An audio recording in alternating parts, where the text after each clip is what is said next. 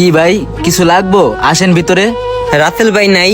না, উনি তো দোকানে নাই। বলেন কি লাগবো, আমি আপনারে দেই। না, ওনারই লাগতো। ওনার সাথে কিছু কথা ছিল আমার। এমনিতে কিছু লাগবে না আমার। কি কথা আমারে বলেন, আমি ওনারে বললা দিমুনে। না ভাই, এটা একটু পার্সোনাল কথা তো। আর উনি বলছে ওনার বাহিরে কথা কেউ যেন না জানে আর কাউরে না বলি।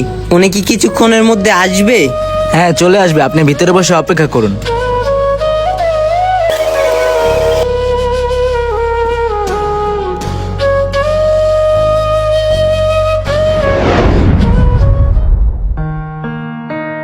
আসসালামু আলাইকুম ভাই। ওয়ালাইকুম আসসালাম। আসসালামু আলাইকুম। ওয়ালাইকুম আসসালাম। কখন আসলেন আপনি? ভাই অনেকক্ষণ আগে আসছি, আইসে আপনার জন্য অপেক্ষা করতে আছি। শাহিন, তুমি বাইরে থেকে ঘুরে আসো, যাও চা নাস্তা খেয়ে আসো। আচ্ছা ভাই। ওরা কি কিছু বলছেন আপনি এই ব্যাপারে? না ভাই, কিছু বলি নাই ওনারে।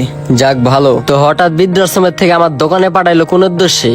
ভাই আপনার মার শরীরটা ভালো না, শরীরটা অনেক খারাপ। ভাই আমাদের বৃদ্ধাশ্রমটা অতটা বড় না, আমরা কিছু মানুষের থাকার জন্য ছোট্ট একটা বৃদ্ধাশ্রম তৈরি করছিলাম, কিন্তু আমাদের আইডিয়ার থেকেও বেশি মানুষ বৃদ্ধাশ্রমে জমা হয়েছে। ভাই আপনার মার শরীরটা ভালো না, উনি অনেক অসুস্থ, উনি অনেক কান্নাকাটি শুরু করছে, বাসায় যাওয়ার জন্য ছটফট শুরু করছে, আপনাদের চিন্তায় গুরুতর অসুস্থ হয়ে পড়ছে। ভাই আপনি আপনার মাডারে বৃদ্ধাশ্রমে রেখেছেন, এখন তো আপনার ব্যবসা বাণিজ্য বড় হয়েছে, আপনি আপনার মাডারে বৃদ্ধাশ্রমের থেকে নিয়ে আসেন। না না না, এটা আমি পারবো না। এই পজিশনটা আমি অনেক কষ্ট করে বানাইছি, অনেক পরিশ্রম করছি, অনেক খাটনি করে আমি এটা বানাইছি। ভাই আপনার মায়ে অনেক কষ্ট সহ্য করে আপনারা জন্ম দিছে, আপনারা মানুষ করতে অনেক পরিশ্রম করছে, অনেক কষ্ট করছে।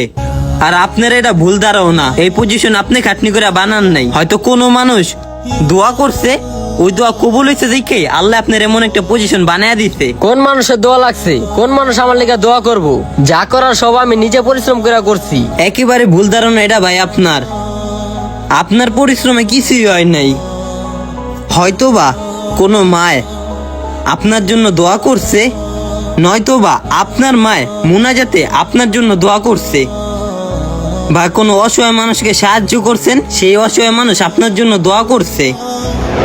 ভাই আমি তো বৃদ্ধাশ্রমে থাকি, আপনার মায় 5 ওয়াক্তই নামাজ পড়ে, প্রত্যেক নামাজের শেষে মুনাজাতে কান্না করে কার জন্য জানি দোয়া করে। ভাই আগে তো আমগো এই বৃদ্ধাশ্রমে যাদের ছেলে নাই, যাদের পরিবার নাই, যাদের থাকার জায়গা নাই, সেই সব লোক থাকতো, কিন্তু আমগো এই বৃদ্ধাশ্রমে এখন যাদের ছেলে আছে, যাদের পরিবার আছে, যাদের ছেলে বড় লোক, সেই সব মায়েরা, সেই সব বাপেরা থাকে। আপনি ভাই যদি আমার এই কথাগুলা আপনার অন্তরে গিয়া লাগে, আপনি আপনার মারে নিয়ে আইসেন।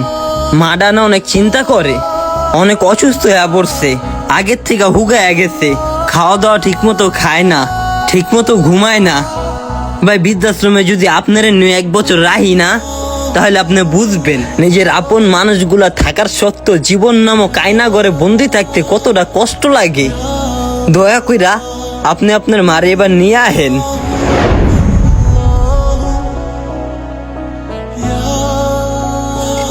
ভাই রাত্রেবেলা গিয়া আমি যা মারে নিয়া মনে। যাক শুকুর, আলহামদুলিল্লাহ। যাদের কেউ নেই, যাদের থাকার জায়গা নেই, তাদের থাকার কথা ছিল বৃদ্ধাশ্রমে। আজকে যাদের সবই আছে, ছেলে আছে, মেয়ে আছে, টাকা আছে, বাড়ি আছে, তারা কেন বৃদ্ধাশ্রমে? নির্লজ্জ পুরুষ, নির্লজ্জ সন্তান, কা পুরুষ তুই?